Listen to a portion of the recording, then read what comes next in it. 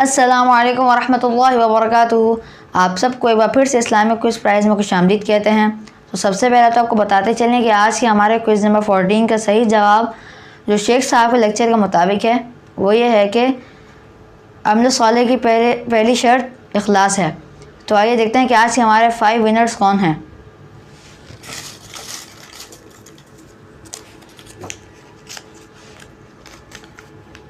Number 1 Nasir Rawalpindi से।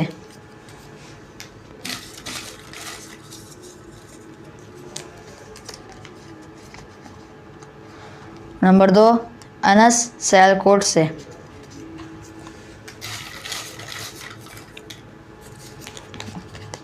और number 3 आमना सलीम चकवाल से।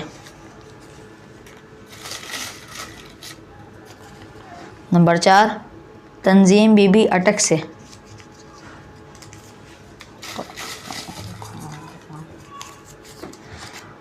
और नंबर 5 मोहम्मद कासिम साहिवाल से। तमाम जीतने वालों को इस्लामिक क्विज़ प्राइज़ की तरफ से बहुत बहुत मुबारक हो। इनाम हासिल करने के लिए वीडियो में दिए गए नंबर पर अपना नाम, अपने शहर का नाम और अपना अकाउंट नंबर सेंड कर दीजिए ताकि आप सब इनाम हासिल कर सकें।